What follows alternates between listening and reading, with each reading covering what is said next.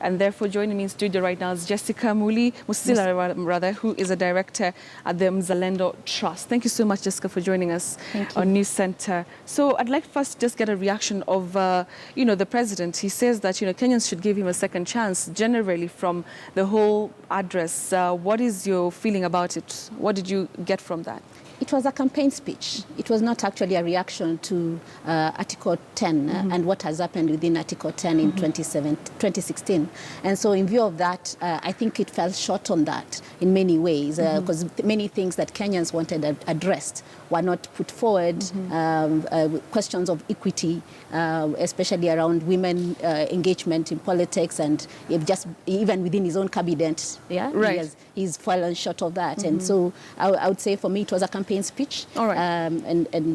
But isn't that what we, everybody was talking about, him using that time to enumerate some of the achievements that his administration has done, and also do exactly what he did, ask Kenyans to give him a second chance. He could still have done that, but within the context of actually enumerating the things that he has done to raise or to meet the expectations of Article 10. The Kenyans many times have been complaining about food, have been complaining about just the status of women.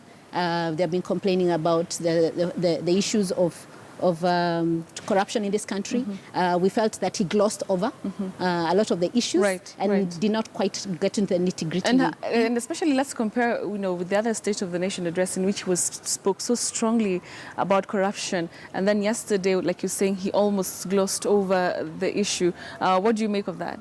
I felt it was. Did you expect anything different? Because he's not been able to do much. His government has not been able to do much, to sort of like arrest corruption.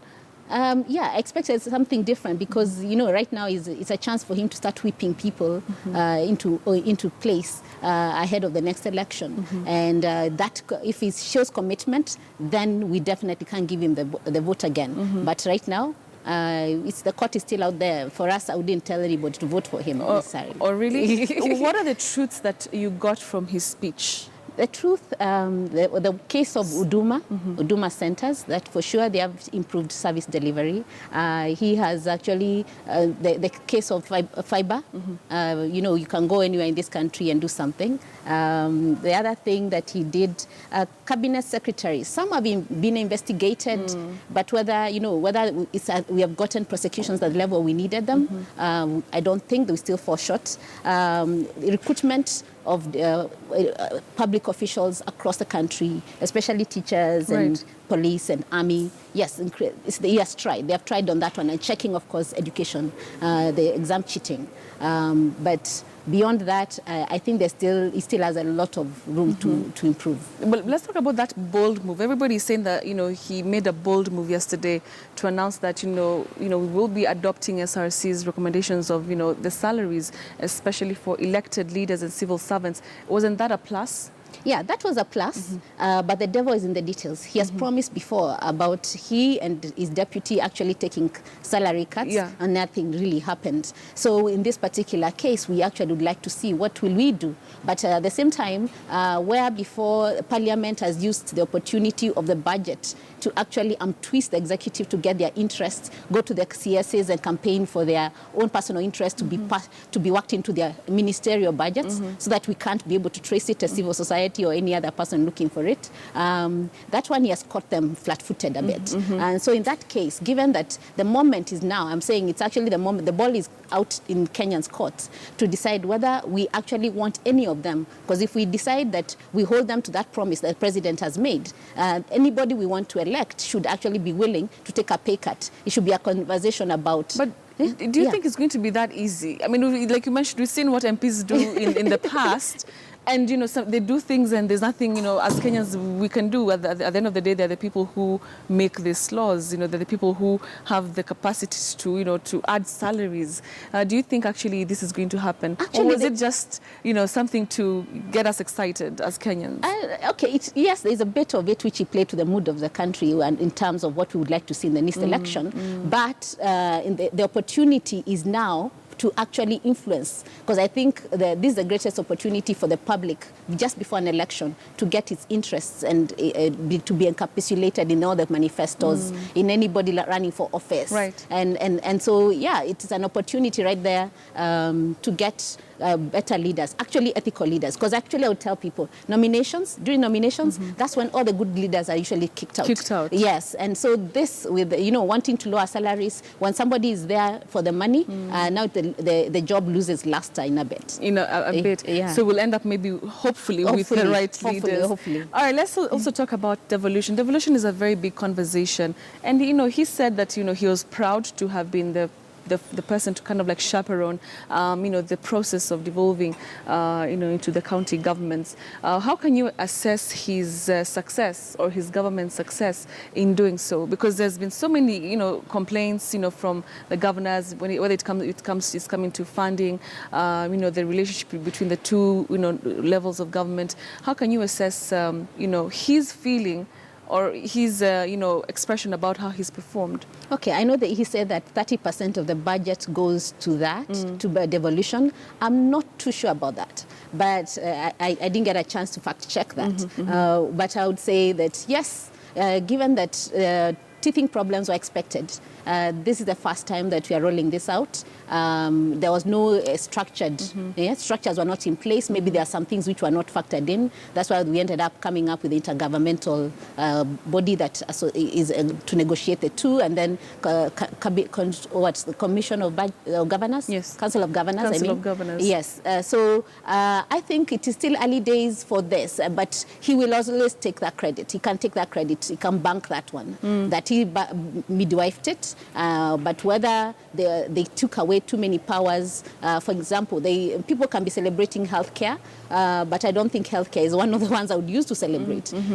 Looking, if somebody was actually tracking hospitals, right, whether in the last 100 days, how many people actually died, I'm sure I would be more shocked than 2007, 2008 election crisis. Okay. So in view of that, for me on healthcare, I think that's the one I would have said, not quite as an example of good things. All right. But I think just bringing power to the people, making more services accessible at the local level, not having to come all the way to Nairobi. Yes. Yeah. Okay, so he has a bit of successes there. Yes, yes. All right, let's talk about, he also mentioned that he pledged that, that we will have free, fair and peaceful elections. Going by the mood of the country right now, the country, is heavily polarized right now. Yes. And especially going with the remarks that he's been making previously, do you think that this was a genuine pledge to Kenyans, that indeed, because he's been involved in some very, some unprintables, exchanges in the last couple of, say, weeks or even months. How do you think, is this a genuine commitment? I don't think so. If I was in his team, I would tell him, please, we need to pull up your socks. Because the things he was saying, he has actually played a role into dividing and getting the opposition really riled up against him. And yet there's so much more they could have done. Just to show that they have made progress without actually tapping into that tribal discourse.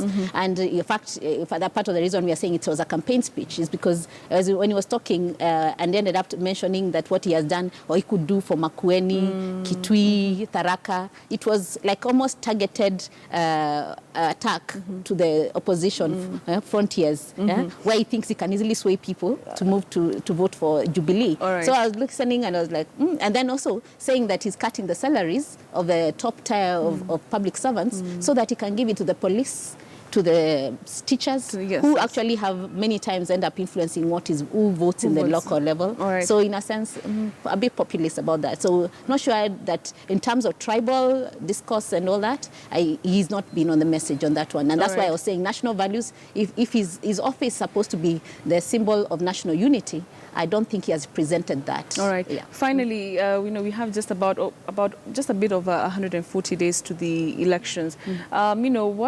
What are you, as civil society, what are you expecting from him as a president? He's made so many promises. Maybe he says that this is what he wants to continue if he's elected as president again. But until the August 8th elections, what are you expecting from him? I would like to see a commitment to actually making this election fair, free and fair, as in giving IBC the support and the mechanism, anything they need to make this work. Because it will be on his head if the legacy is to mark his legacy. Second, we would like to see him actually focus on the list of this. I think the way his government has been, it has focused too much on the top tier of society.